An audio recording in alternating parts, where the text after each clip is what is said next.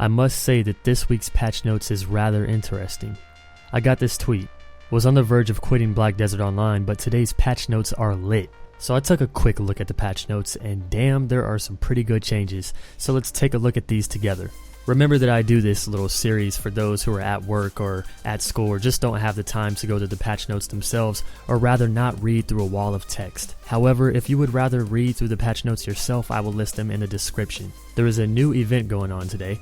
All monsters will have a chance to drop Blackstones. This will end on June 1st, so grinding is better than ever right now. As far as income, and every monster has an increased chance to drop Blackstones. Another event is going on. Experience plus 30%. This only applies to combat, gathering, processing, cooking, fishing, trading, training, and alchemy. This will also end on June 1st. So if you guys are planning to hit 55 and prep for the Valencia expansion, now is the time to do it. There has been some clash changes, and all you Musas and Meiwas should be very hyped about what I'm going to read to you very soon. The Sorceress has been slightly nerfed. When using 2 shards, additional AP has changed from plus 18 to plus 14.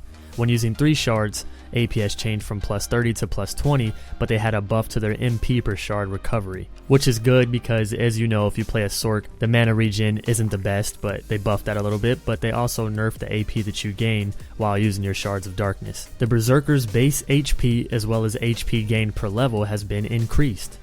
More survivability for the Zerkers out there. Now here is the big news. The Musas, the amount of HP and WP gained via leveling has been increased. The pre-action speed of blooming has been increased. Fixed the action range of blooming phantom skill so that both Musa and Meiwa will have the same attack range. Animation speed of other skills has been increased after using retaliation. The pre-action animation for Dragon Bite has been removed. Now wait a second, the pre-action animation for Dragon Bite has been removed? This is something I'm going to have to test myself. My name is Cryy, and today we are going to be conducting the Dragon Bite test. Here we go. What the f? Backstep slash can no longer be used while on cooldown. Little nerf. The attack range and damage for backstep slash has been increased. The effect of using chase has been changed. If used when not on cooldown, the player is invincible. If used when on cooldown, the player gains super armor. Awesome. Willpower for Chase 2 has been reduced from 17 to 15 willpower, and endurance has been decreased when using Chase. Rising Storm will have reduced damage when used in the cooldown period, and cooldown time for Rising Storm skill has been reduced, and the cooldown will not reset if it is used while on cooldown. All of this applies for the Meiwa as well, but you also have a chance to inflict lift from Red Moon, and the pre-action speed for decapitation has been increased. That actually hurts a little bit. But for the most part, the classes have been buffed, and this is good. Just hoping that for those of us who are already leveled, we gain those HP and willpower buffs. Otherwise, that's pretty broken. There has been some item changes. Now certain items can be used while riding a mount, so it makes the game more convenient. And there has been new items added, including the sharp and hard black crystals. Now these items can be gained while gathering or farming, and they are to help you prepare for the plus 16. These items are actually required to get plus 16 and up in enchantments. There will be no enchantment loss when you fail from plus 16,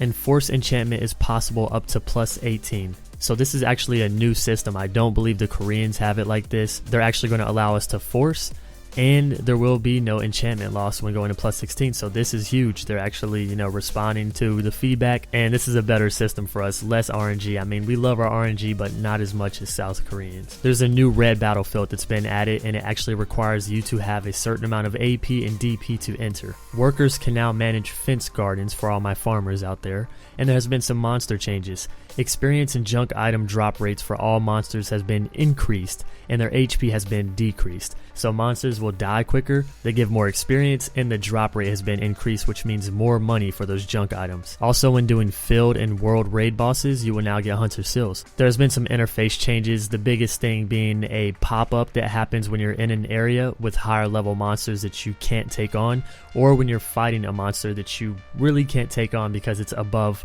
5 levels. It's going to give you an alert. You can turn this off in the notifications, but this is just something to help. I feel like it really benefits new players that don't really know what they're doing. Improvements are being made to the server structure in preparation for sieges and to address server stability. Now let's get to the biggest fix of the patch. They fixed the issue where Ranger did not blink her eyes while not in battle mode. Anyways, I hope you guys enjoyed the news that you just heard, because these buffs are pretty huge to me because Meiwa is my main class at the moment. And the fact that they're giving us this experience bonus and putting these new items in the game to prep for the Valencia expansion is great. So thank you, Dom, for listening to the feedback of the players and adding all this cool stuff to prep for the new expansion. Thank you guys for always watching the videos and showing love. I will catch you all in the next one. See you later, friends.